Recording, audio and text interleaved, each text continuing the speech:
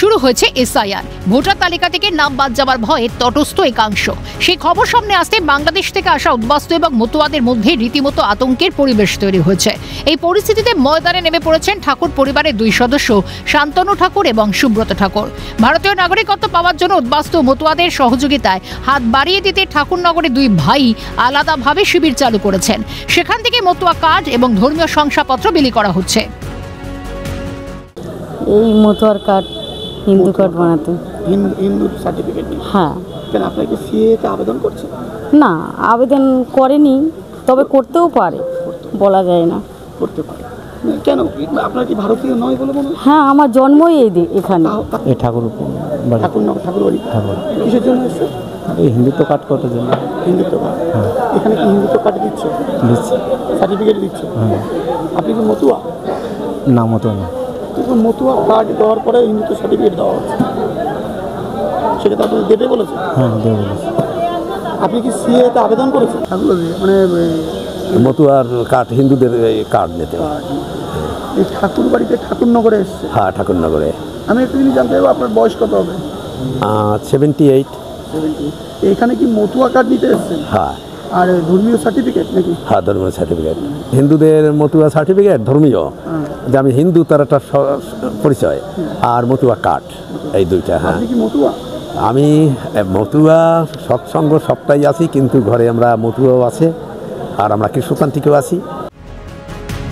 ঠাকুরবাড়ির অন্দরের দ্বন্দ্ব নতুন কিছু নয়। মমতাবালা ঠাকুরের সঙ্গে শান্তনু এবং সুব্রত ঠাকুরের দ্বন্দ্বে একাধিকবার তপ্ত হয়েছে ঠাকুরনগরের মতুয়া ধাম। তবে সব ক্ষেত্রে একসঙ্গে দেখা যেত শান্তনু ঠাকুর এবং সুব্রত ঠাকুরকে, কিন্তু সম্প্রতি দুই ভাইয়ের সম্পর্কে চিড় ধরেছে। মতুয়াদের তৃতীয় সমান্তরাল সংগঠন করেছেন সুব্রত ঠাকুর। তার দুই ভাইয়ের নামে আলাদা আলাদা শিবির চলছে। মতুয়া কার্ড এবং ধর্মীয় শংসাপত্র নিতে সকাল থেকে দুটি ক্যাম্পেই ভিড় জমাচ্ছেন বহু মানুষ।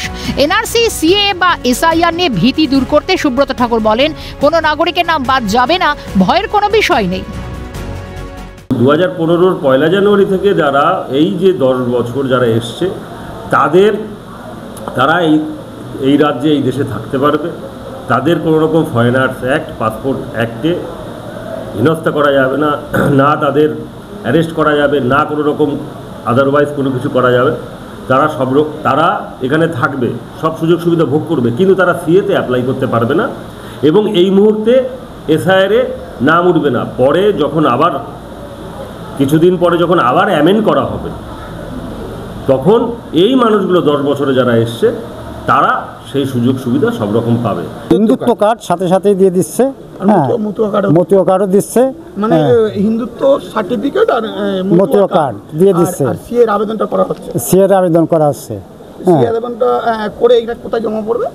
সিএর আবেদন এটা তো যাবে সেন্ট্রাল অফিসে হয়, বা আমার মনে হয় সল্ট লেকের অফিস আছে। কার নেতৃত্বে হচ্ছে এই অফিস? হচ্ছে সুব্রত ঠাকুর। মতুয়া কার্ড টাট করবে, মতুয়া কার্ড নিচ্ছে, আর ধর্মীয় সার্টিফিকেট, ধর্মীয় সার্টিফিকেট সিএতে আবেদন করবে। সে আবেদন করবে কি না করবে সেটা তো পরে, তো মতুয়া কার্ডটা তো নেই। আচ্ছা, আবেদন করার কোনো ইচ্ছা আছে? ইচ্ছা তো থাকবে, পরে ভালো।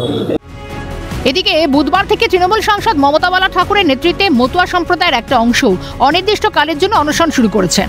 বলা বাহুল্য, এসআইআর ইস্যুতে এখনো গোটা বাংলার পাশাপাশি তপ্ত ঠাকুরবাড়িও। সুবীর দাসের রিপোর্ট, ক্যালকাটা নিউজ।